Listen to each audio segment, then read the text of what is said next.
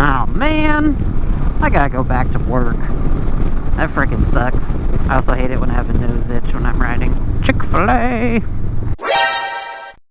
Get off your phone.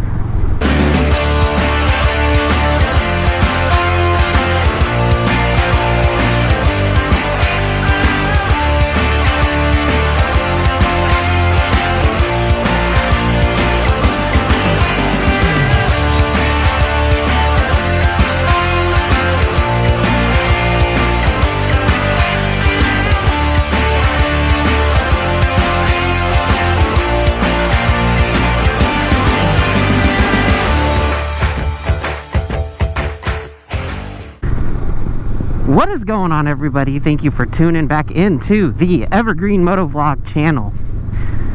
So great to have y'all here with me today. As you can see, it is another rain, cloudless, mostly cloudless day here in Washington State. So taking a little bit of advantage of that, going on a little bit of a ride in the middle of the day before it gets kind of too dark. Look at this, even got people with convertibles out here today. Man, everyone's just loving this Friday sunny afternoon. It's good stuff. So yeah, I figured I'd bring y'all along with me for this ride here, you know, just doing some exploring. Gonna go see, I'm heading over to an area where I think I've been to before in a regular car. You know, one of them four-wheeled thingies that people talk about. I know I haven't been there on a motorcycle, and I don't really remember for sure if I've been there on a car, so I'm just gonna go check it out. It's just a community. It's nothing special, nothing too crazy in terms of destination spots, but you know, gives me something to do, kind of go explore a new area and have a little bit of fun doing it. And why not bring the GoPro and all you guys along with me? Cool. Plus next week we got some forecasts for some kind of crummy days, so I don't know how many times I'll get a chance to get out on the bike next week. So you know what I've said in the past, you gotta take advantage. Take advantage of it, of a nice day. So one of the things I did want to just talk about a little bit today, no real big topic necessarily for the episode, but I kind of wanted to just high level dive in to what is it that got me excited about riding and getting on two wheels, and why did I do it? Why did I decide last May to finally pull the trigger and go to a local Honda dealership and pick up my first bike? First off, a little bit of a background about me. I was pretty young when I was first exposed to dirt bikes. Had a couple good friends who had them, and then my neighbors who moved in when I was, gosh, probably maybe 10, maybe even younger than 10. They always had quads and dirt bikes and stuff, and I grew up on a little bit over an acre of land, and I got this hair in my visor here. Maybe that got rid of it. I don't know. I don't see any more, but where's it lurking? So I grew up on just shy of an acre, so there's enough room to build a little bit of a dirt bike track. And so it'd be, you know, nice days like today when it was warmer out in the summer, and I'd be up in my room and I'd just be hearing them, you know, riding around and everything in their yard.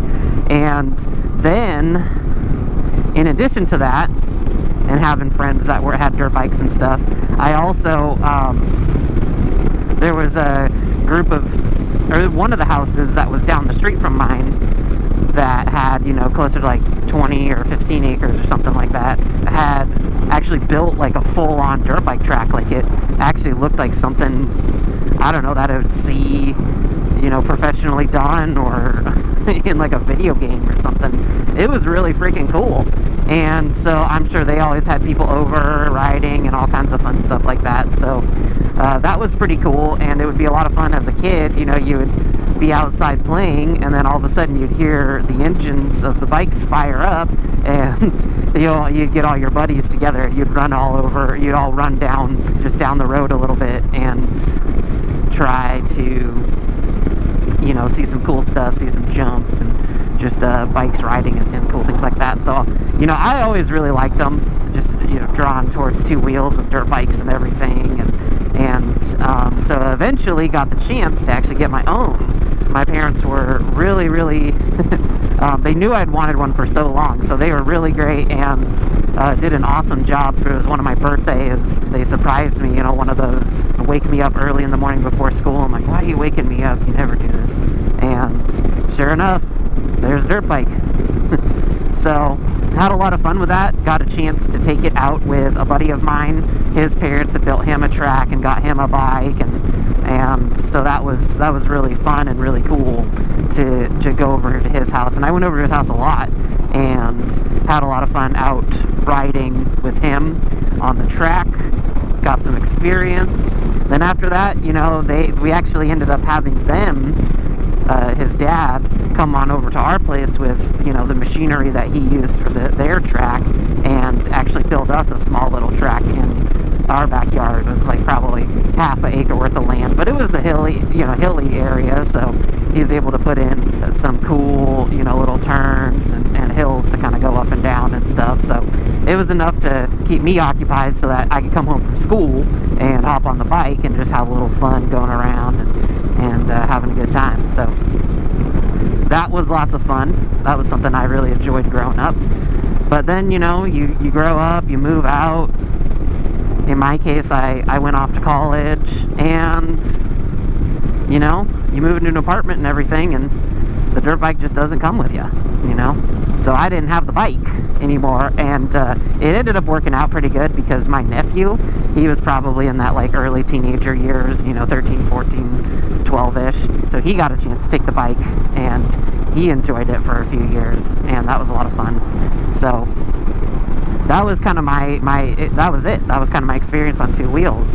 However, in the back of my head, I always knew that I would probably one day get back to it. I didn't know if it was going to be dirt bikes again. I wanted to get on street bikes, but it's a lot.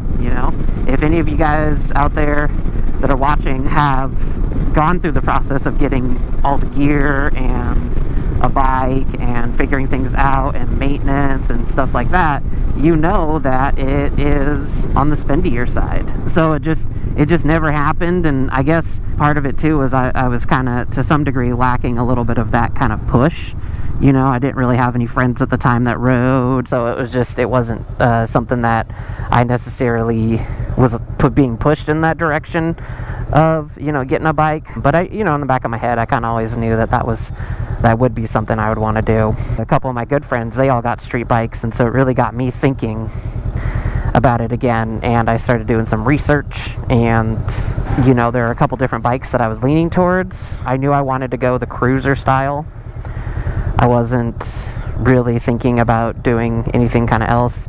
I didn't really want to do dual sport. I didn't want to do sport bike. Cruiser, just because based on my personal goals and of what I wanted to do with riding, getting on the bike and just having a good time, kind of going cruising, checking places out.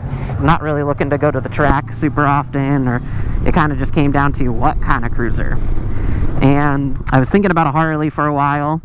That would have been kind of cool, specifically the Iron 883, and then so was the Honda Rebel.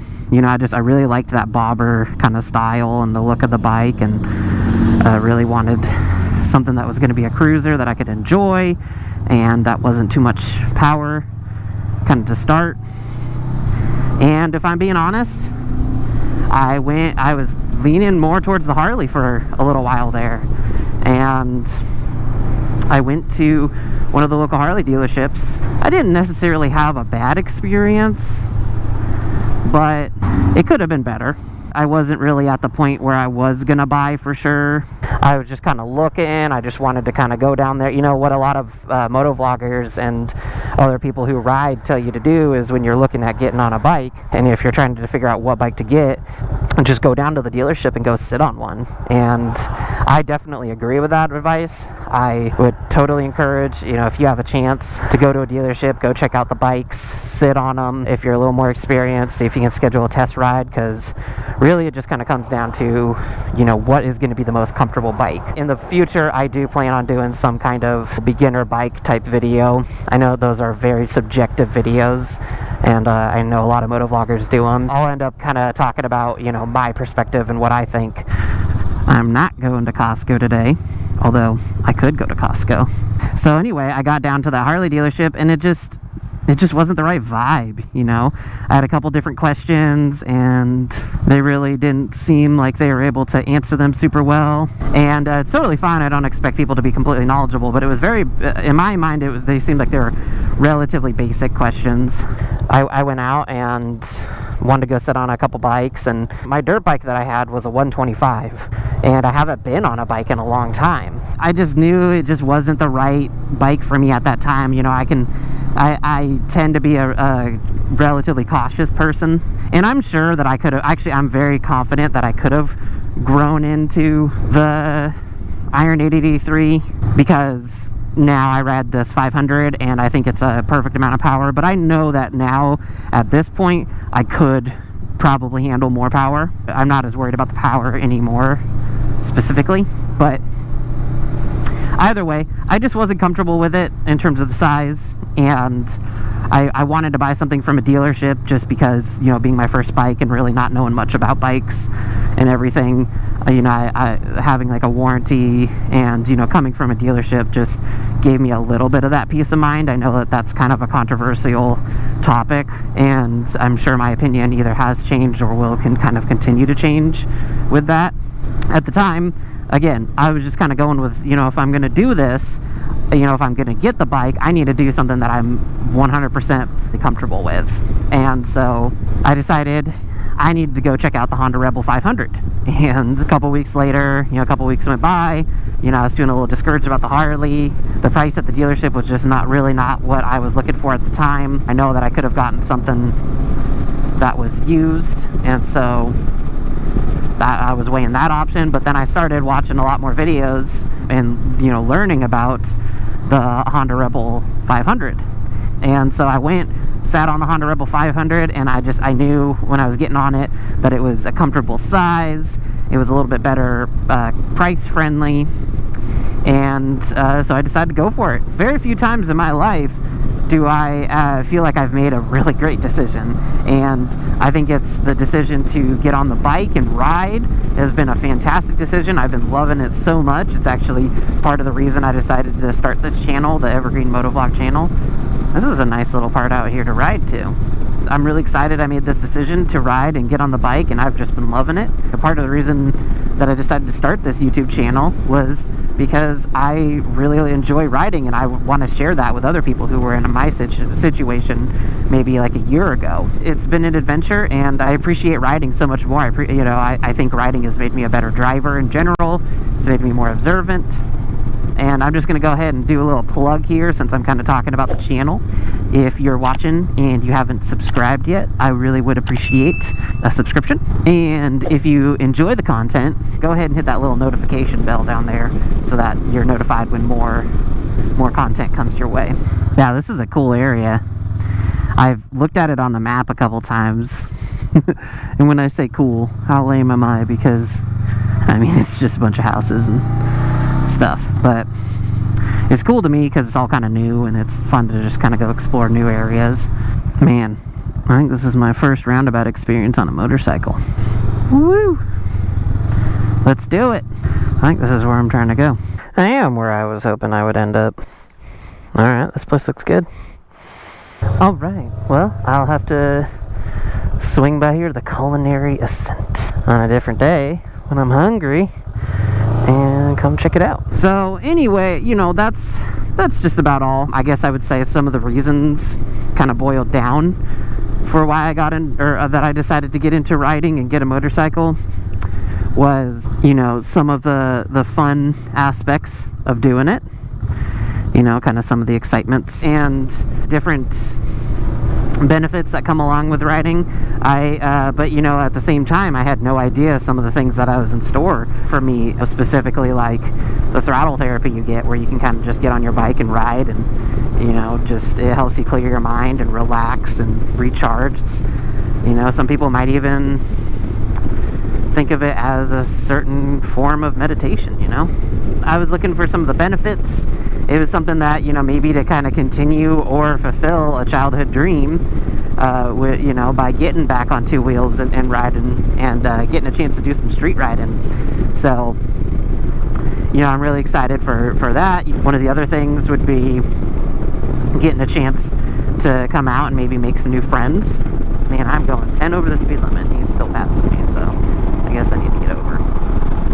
Well, I don't want to be behind your stuff, buddy. I had an idea of what I was getting myself into, but I didn't know kind of the full extent, and now, you know, there's a good amount of things that I didn't know I would be able to enjoy with riding. And so I'm glad I get a chance to explore that. You know, I didn't really think I'd become a motovlogger, or at least I don't know if I'm considered a motovlogger yet, but what is the criteria of being a motovlogger? I've got no clue. There were some good reasons, and then I was you know, happily surprised with some of the positive things that I've had a chance to discover while riding. And so I'm really glad I did it.